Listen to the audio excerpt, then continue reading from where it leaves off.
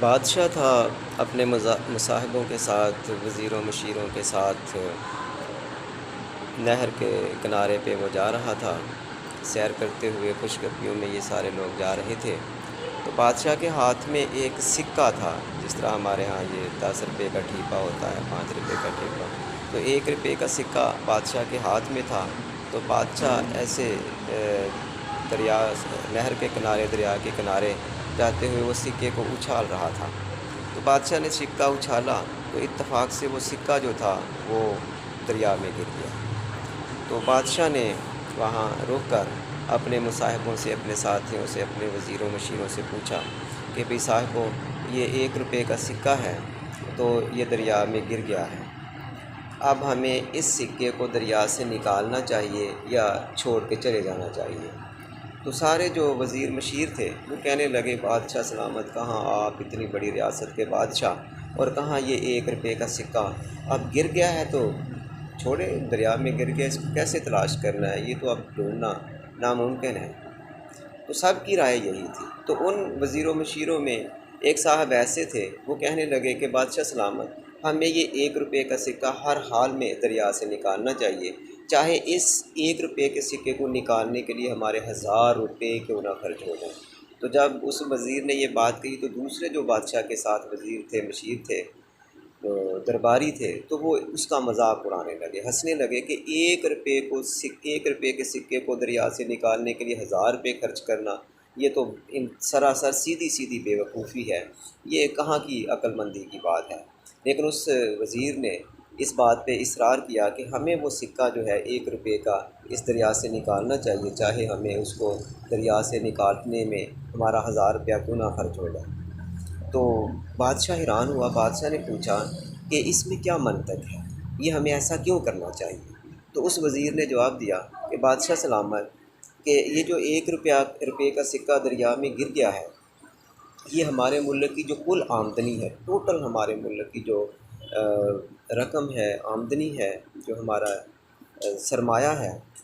اگر ہم اس کو چھوڑ کے چلے جاتے ہیں تو یہ سمجھے کہ ہمارے ملک کا جو ٹوٹل سرمایہ ہے اس میں سے 1 روپیہ باہر نکل گیا، وہ ہماری سرکولیشن سے باہر ہو گیا، ہمارے ملک کا جو مجموعی سرمایہ ہے اس میں سے 1 روپیہ کم ہو گیا ہے۔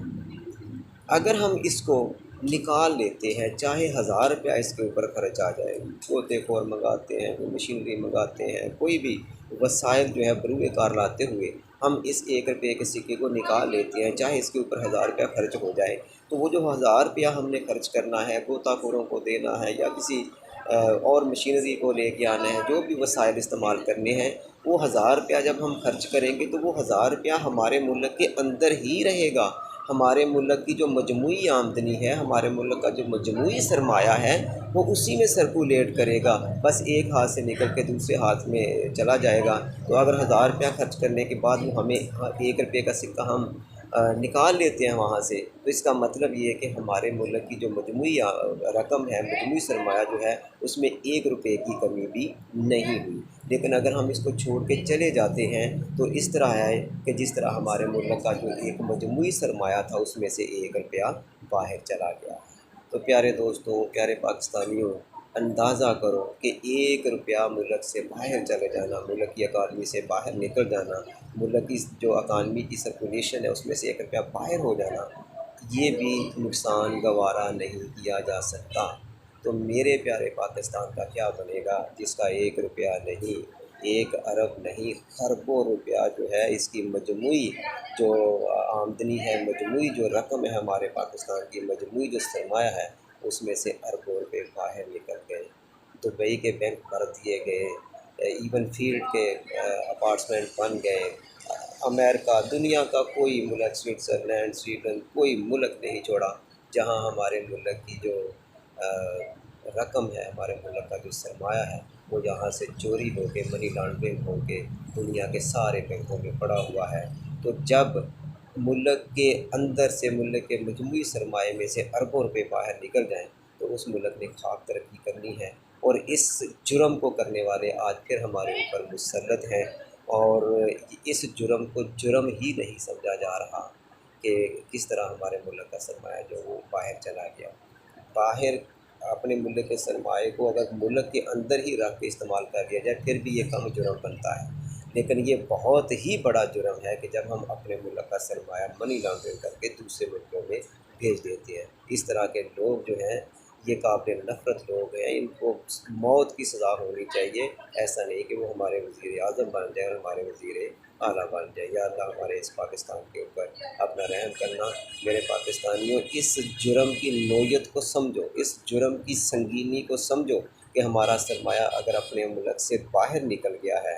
غضب خدا کا کشتیوں کے اوپر باہر، ماڈلز استعمال کی گئی، ماڈلوں کے ذریعے ملک کا پیسہ باہر گیا، اور کتنا بڑا ظلم ہے کہ کوئی پکڑا بھی نہیں جاتا، نہ کسی کو سزا۔ پتہ نہیں کہ کس طرح جو ان لوگوں کو پکڑنے والے ہیں انہوں نے کس طرح ان کو چھوڑ رکھا ہے، یا کیوں ان سے یہ ڈر گئے۔ یہ چول سے لوگ ہیں جن کی ماتحتی سارا پاکستان کر رہا ہے، جرائم پیشہ لوگ ہیں جن کے آگے یہ سارے جھکے ہوئے ہیں۔ ان کو معاشرے میں باہر نکلنے کی اجازت نہیں ہونی چاہیے، بجائے اس کے کہ ہم ان کو ہم نے سروں کے اوپر بٹھایا ہوا ہے۔ ہمارے یہ وزیر اعظم ہیں، ہمارے یہ صدر ہیں، اور دانت نکال نکال کے یہ باتیں کرتے ہیں، جب اکٹھے ہو کے بیٹھتے ہیں، جب یہ مسکراتے ہیں تو پاکستانی جو احساس رکھنے والا، محسوس کرنے والا پاکستانی، اس کے دل پہ چھریاں چلتی ہیں کہ یہ کمینے لوگ ہمارا ہی مذاق اڑا رہے ہیں، ہمیں ہی لوٹ کے ہمارے ہی اوپر حکمرانی کر رہے ہیں۔ ان ساری باتوں کو ایک سائڈ پہ رکھ لیں، بس اس جرم کی سنگینی کو سمجھ لو پیارے پاکستانیوں، کہ ملک کا پیسہ اگر ملک سے باہر لے جایا جاتا ہے تو یہ بہت بڑا جرم ہے، بہت بڑا ظلم ہے، اور اس کی سزا کم از کم موت ہونی چاہیے۔